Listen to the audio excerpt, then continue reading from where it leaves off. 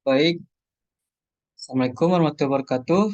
Perkenalkan, nama saya Giran Hamzah dengan nomor Stanbook A1Q1 1273.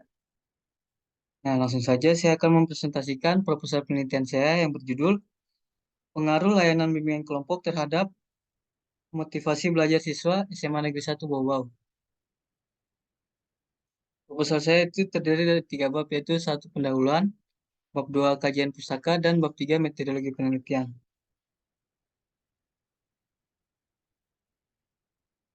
Latar belakang masalah.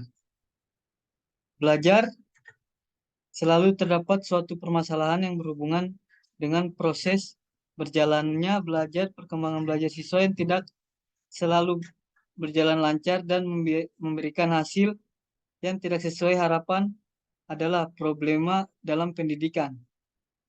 Ada kalanya, ada kalanya mereka menghadapi berbagai kesulitan atau hambatan seperti prestasi belajar yang rendah, kurang kurang atau tidak adanya motivasi belajar, lambatnya dalam belajar, sering mengabaikan tanggung jawab, sikap yang kurang baik terhadap pelajaran, guru ataupun sekolah, tidak bisa menyesuaikan dengan lingkungan sekolah dan tidak bisa menghargai waktu untuk beraktivitas yang lebih positif. Dalam kaitannya kali ini, khususnya bimbingan dan konseling membantu siswa untuk menjadi insan cendekia berguna dalam kehidupan yang memiliki berbagai wawasan, pandangan, pilihan, penyesuaian, penempatan, keterampilan yang tepat sesuai dengan diri siswa sendiri dan lingkungan sekitarnya.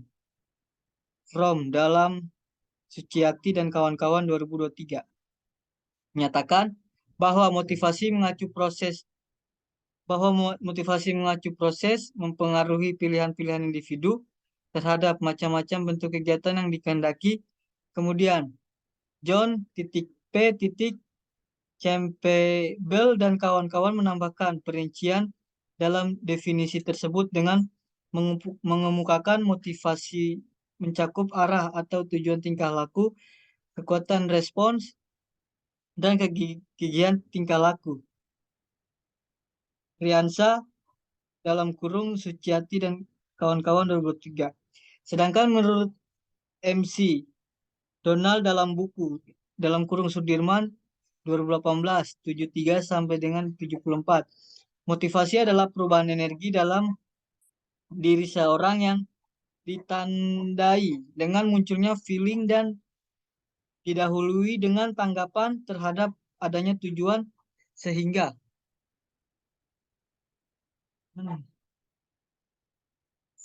terwujud dengan kesadaran akan pentingnya belajar. B. Rumusan masalah. Mengacu pada latar belakang di atas, rumusan masalah dalam PTBK ini yaitu pengaruh layanan bimbingan kelompok terhadap motivasi belajar siswa SMA Negeri 1 Bau-Bau. Selanjutnya, tujuan penelitian. Tujuan dari penelitian ini adalah untuk mengetahui pengaruh layanan bimbingan kelompok terhadap motivasi belajar siswa SMA Negeri 1 Bau-Bau. 4. Itu manfaat penelitian. 1. Bagi guru bimbingan dan konseling, hasil PTBK ini dapat digunakan sebagai alternatif layanan yang dapat digunakan untuk meningkatkan motivasi belajar di SMA Negeri 1 Bau-Bau maupun di sekolah lainnya. Bagi siswa, penelitian ini diharapkan dapat menambah pemahaman mengenai diri sendiri sehingga membantu siswa dalam meningkatkan motivasi belajar. 3. Bagi sekolah dapat menjadi salah satu alternatif yang baik bagi pihak sekolah dalam meningkatkan motivasi belajar yang rendah dan menjadikan layanan bimbingan kelompok sebagai acuan meningkatkan motivasi belajar siswa. Bagi peneliti, sebagai salah satu sarana dalam pengembangan pengetahuan dan keterampilan dalam bidang pendidikan, khususnya bagi penerapan ilmu bimbingan dan konseling di sekolah, dan juga dapat dijadikan sebagai bahan pengulasan kenaikan pangkat penulis. Ya, masuk bagian kajian pustaka. Itu motivasi. Satu, pengertian motivasi merupakan pendorong bagi siswa untuk melakukan sesuatu. Motivasi dapat mendorong seseorang sehingga akhirnya orang itu menjadi spesialis dalam bidang ilmu pengetahuan tertentu. Tidak mungkin seseorang mau berusaha mempelajari sesuatu dengan sebaik-baiknya jika ia tidak mengetahui betapa pentingnya dan faedahnya yang hasil yang akan dicapai dari belajar bagi dirinya. Dalam kurung Purwanto 2019. Dalam proses belajar pun minat sangat diperlukan sebab seseorang tidak memiliki minat belajar tidak mungkin melakukan aktivitas belajar. Ya, siswa akan mencapai keberhasilan apabila ada keinginan dalam dirinya untuk belajar. Siswa yang mempunyai keinginan untuk belajar akan berpengaruh pada kegiatan belajar di sekolah. Selanjutnya, macam-macam motivasi, yaitu gunakan fasilitas belajar secara maksimal. Memaksimalkan fasilitas belajar bisa meningkatkan motivasi karena merasa segala hal yang dibutuhkan tersedia sehingga mudah bagi seseorang untuk belajar sehari-hari, misalnya menambah jenis buku untuk memperkaya pengetahuan, memasang wifi agar dapat belajar secara daring, atau menambah peralatan belajar agar dapat bereksperimen dengan cara baru. Yaitu kedua, evaluasi belajar. Seseorang yang men-tracking proses belajar merupakan tentu akan semakin termotivasi ketika tahu bahwa apa yang mereka lakukan pembuahan hasil yang baik. Caranya bisa dengan mengerjakan soal di akhir pelajaran. Evaluasi juga bisa membantu seseorang yang memahami sejauh mana kemampuan belajar mereka. Ya, menciptakan persaingan yang sehat. Seperti yang sudah dijelaskan di atas bahwa tantangan dapat memicu motivasi belajar dalam diri seorang siswa, namun persaingan di sini tidak harus dilakukan terhadap orang lain, bisa juga terhadap diri sendiri. Seseorang dapat termotivasi bila mereka memiliki rasa yang menjadi lebih baik dari waktu ke waktu. Selanjutnya, aspek-aspek motivasi. Menurut Chernis dan Gromen 2001, ada 4 poin aspek-aspek motivasi belajar, yaitu satu, dorongan mencapai sesuatu. Seseorang merasa terdorong untuk berjuang demi mewujudkan keinginan dan harapan-harapannya. Dua, komitmen adalah salah satu aspek yang cukup penting dalam proses belajar. Dengan memiliki komitmen yang tinggi, seseorang memiliki kesadaran untuk belajar, mampu mengerjakan tugas, dan mampu menyeimbangkan tugas. Tiga, inisiatif. Seorang dituntut untuk memunculkan inisiatif atau ide-ide baru yang akan menunjang keberhasilan dan kesuksesannya dalam menyelesaikan proses pendidikan, sehingga ia dapat menuntun dirinya sendiri untuk melakukan hal-hal yang bermanfaat bagi dirinya dan juga orang di sekitarnya. 4.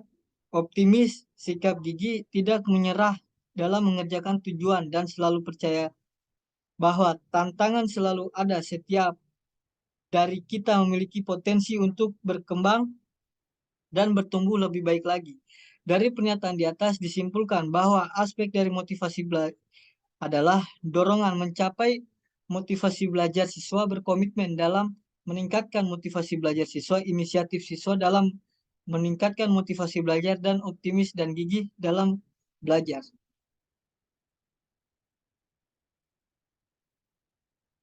Terus bagian kedua, belajar. Pengertian belajar menurut Burton dalam bukunya The Guidance of Learning Activities, seperti yang dikutip Auno Rahman, adalah perubahan tingkah laku yang terjadi pada diri individu karena adanya interaksi antara individu dengan individu lainnya dan antara individu dengan lingkungan sehingga mereka mampu berinteraksi dengan lingkungannya. Sedangkan H.C. Wade Harrington dalam buku Educational Psikologi mengemukakan belajar adalah suatu perubahan dalam kepribadian yang menyatakan diri sebagai suatu pola baru dari reaksi berupa kecakapan, sikap, kebiasaan, kepribadian, atau suatu pengertian. Dalam kurung Aunur Rahman 2009. Jenis-jenis belajar. Jenis-jenis belajar menurut Anderson dan Krautwald-Bloom dalam Usman 1994/29 membagi ranah kognitif menjadi 6 bagian sebagai berikut. 1. Pengetahuan yang mengacu pada kemampuan mengenal atau mengingat materi yang sudah dipelajari dari yang sederhana sampai pada teori-teori yang sulit. 2. Pemahaman yang mengacu pada kemampuan memahami makna materi. 3. Penerapan yang mengacu pada kemampuan menggunakan atau menerapkan materi yang sudah dipelajari pada situasi yang baru dan menyangkut penggunaan aturan atau prinsip. 4. Analisis yang mengacu pada kemampuan menguraikan materi ke dalam komponen-komponennya. 5. Sintesis yang mengacu pada kemampuan memadukan konsep dan komponen-komponen sehingga membentuk suatu pola struktur atau bentuk baru. 6. Evaluasi yang mengacu pada kemampuan memberikan pertimbangan terhadap nilai-nilai materi untuk tujuan tertentu. 3. Unsur-unsur belajar. Belajar merupakan sebuah sistem yang di dalamnya terdapat berbagai unsur yang saling berkaitan sehingga terjadi perubahan perilaku. Umalik dalam kurun 2011 H,50 mengatakan bahwa unsur-unsur yang terkait dalam proses belajar terdiri dari motivasi siswa adalah dorongan yang menyebabkan terjadi sesuatu perbuatan atau tindakan tertentu.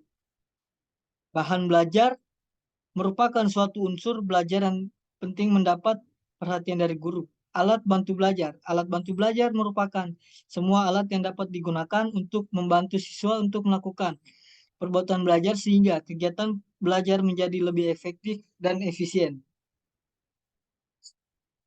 Keempat, suasana belajar penting bagi kegiatan belajar, artinya suasana yang menyenangkan dapat menumbuhkan gairah belajar. Suasana yang kacau, ramai, tak tenang, dan banyak gangguan sudah tentu tidak menunjang kegiatan belajar yang efektif.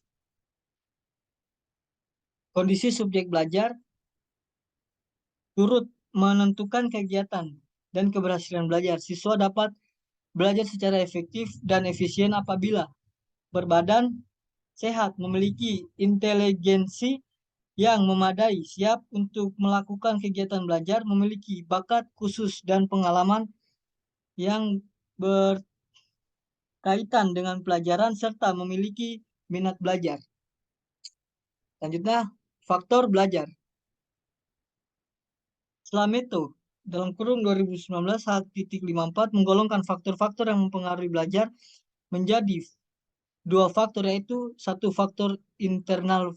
Faktor intern adalah faktor yang ada di individu yang sedang belajar, meliputi faktor jasmania, terdiri dari faktor kesehatan dan cacat tubuh. Kesehatan seseorang sangat berpengaruh terhadap keberhasilan belajarnya. Proses belajar akan terganggu apabila kesehatan fisiknya dalam keadaan yang tidak baik. Faktor psikologis yang mempengaruhi belajar yang segala sesuatu yang berhubungan dengan kondisi mental seseorang yang meliputi perhatian, minat, bakat, kematangan daya ingat, dan daya konsentrasi. Faktor kelelahan dapat dibedakan menjadi dua macam, yaitu faktor kelelahan jasmani dan faktor kelelahan rohani. Selanjutnya, 2 faktor ekstern adalah faktor yang berasal dari luar diri individu, meliputi faktor lingkungan keluarga, mencakup cara orang tua mendidik anak, relasi antara anggota keluarga, suasana rumah, keadaan ekonomi, keluarga, dan latar belakang kebudayaan. Dua, faktor lingkungan. Sekolah ini mencakup guru, kurikulum, relasi guru dengan siswa, disiplin sekolah, pelajaran dan waktu sekolah, sarana dan prasarana, metode belajar dan tugas rumah. Terakhir, faktor lingkungan. Masyarakat adalah faktor eksternal yang juga berpengaruh terhadap hasil belajar siswa. Pengaruh tersebut terjadi karena keberadaan siswa di dalam masyarakat, masa media, teman bergaul, dan bentuk kehidupan masyarakat. Ya, layanan-layanan bimbingan kelompok. Pengertian dari layanan bimbingan kelompok adalah layanan bimbingan yang memungkinkan sejumlah individu secara bersama-sama memperoleh berbagai bahan dari narasumber, terutama konselor, dalam kurung Abidin dan Budiono, 2010. Bimbingan kelompok tidak termasuk menumbuhkan atau mengembangkan satu kelompok, namun bimbingan kelompok merupakan bimbingan kepada individu melalui prosedur kelompok. Jadi yang kedua, fungsi layanan bimbingan kelompok. Fungsi dari layanan bimbingan kelompok diantaranya adalah sebagai berikut. Memberi kesempatan yang luas untuk berpendapat dan memberikan tanggapan tentang berbagai hal yang terjadi di lingkungan sekitar. Dua, mempunyai pemahaman yang efektif, objektif, tepat, dan cukup luas tentang berbagai hal tentang apa yang mereka bicarakan. Menimbulkan sikap yang positif terhadap keadaan sendiri dan lingkungan mereka yang berhubungan dengan hal-hal yang mereka bicarakan. 4. Menyusun program-program kegiatan untuk mewujudkan penolakan terhadap sesuatu hal yang buruk dan memberikan dukungan terhadap sesuatu hal yang baik. 5. Melaksanakan kegiatan yang nyata dan langsung untuk membuahkan hasil sebagaimana apa yang mereka programkan semula. Ya, faktor yang mempengaruhi pelayanan bimbingan kelompok. Faktor yang mempengaruhi pelaksanaan layanan bimbingan kelompok yaitu satu, faktor internal adalah faktor yang berasal dari dalam atau dari guru pembimbing itu sendiri. Faktor internal dari guru pembimbing mempengaruhi upaya dalam memberikan bantuan kepada siswa, adapun yang termaksud dalam faktor internal itu kepribadian, profil guru pembimbing harus memiliki kepribadian yang baik dengan kepribadian yang diharapkan tidak terjadi pelanggaran terhadap norma-norma yang bisa merusak citra pelayanan bimbingan konseling. Pendidikan guru pembimbing, pelayanan bimbingan konseling merupakan pekerjaan yang profesional. Setiap kerjaan profesional menuntut persyaratan-persyaratan tertentu, antara lain pendidikan seorang pembimbing. Pengalaman guru pembimbing memberikan pelayanan bimbingan dan konseling berkontribusi terhadap kekuasaan wawasan bimbingan yang bersangkutan.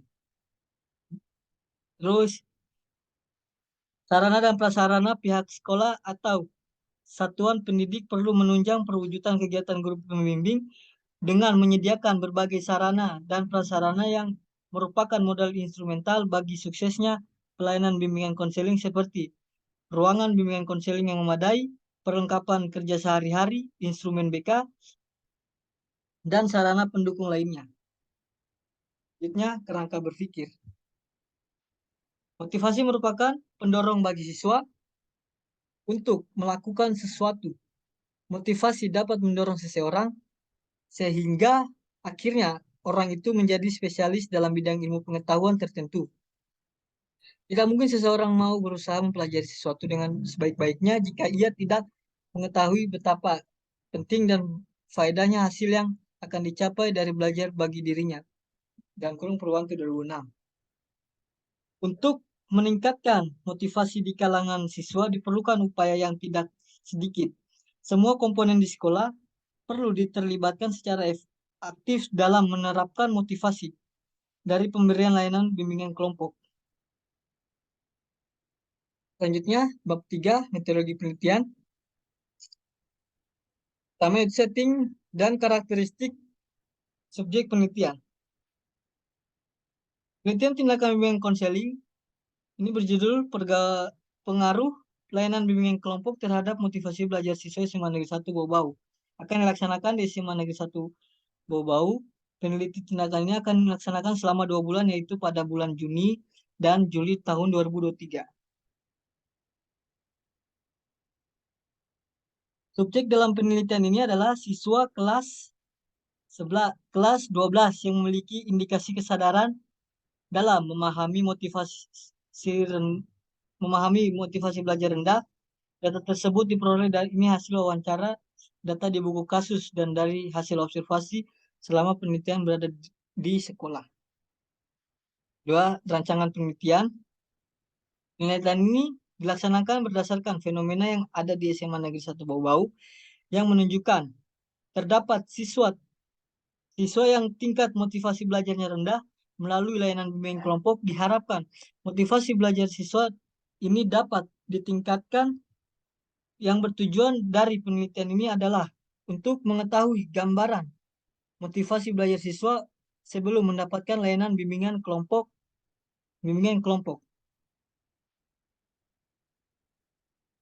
Peneliti melakukan penelitian dengan menggunakan penelitian tindakan bimbingan dan konseling menggunakan 2 siklus menurut Iskandar.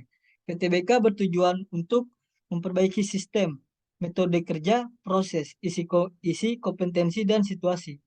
Peneliti dalam penelitian ini menggunakan pendekatan penelitian tindakan bimbingan dan konseling yang dilaksanakan berdasarkan prosedur penelitian menurut Kemis dan Medik 6. Penelitian ini tindakan kelas pada hakikatnya rangkaian kegiatan terdiri dari 4 langkah, yaitu perencanaan, tindakan, pengamatan, dan refleksi.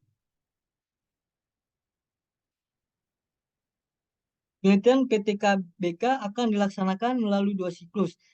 Dalam setiap siklus akan diberikan layanan sebanyak 3 kali. Hasil tiap siklus dipergunakan untuk merefleksi langkah yang harus dilakukan berikutnya adalah penggambaran tiap siklus. 1. Perencanaan, 2. Pelaksanaan, 3. Pengalaman, dan 4. Refleksi. Siklus 1. Tahap perencanaan dalam PTBK berupa perincian kegiatan mengenai tindakan yang akan dilakukan peneliti untuk mencapai suatu peningkatan perbaikan sesuatu kondisi tertentu sesuai dengan masalah yang diprioritaskan untuk diselesaikan peneliti. Terus menyusun suatu layanan dan layanan bimbingan kelompok. Materi layanan bimbingan kelompok yang akan diberikan dan dibahas peneliti siklus 1 upaya mencegah pelanggaran dan meningkatkan motivasi belajar siswa melalui layanan bimbingan kelompok. Tahap pelaksanaan yaitu deskripsi yang akan dilakukan, skenario, tindakan perbaikan yang akan dikerjakan, dan prosedur pelaksanaan tindakan. Kegiatan inti, peneliti memberikan layanan bimbingan kelompok terhadap siswa dengan materi-materi yang telah disiapkan di siklus 1. Tahap pengamatan mengenai kegiatan siswa selama mengikuti kegiatan berlangsung. Kegiatan observasi adalah dilakukan bersama dengan pelaksanaan layanan bimbingan kelompok. Observasi dilakukan untuk mengetahui sejauh mana memberi pengaruh pada sasaran.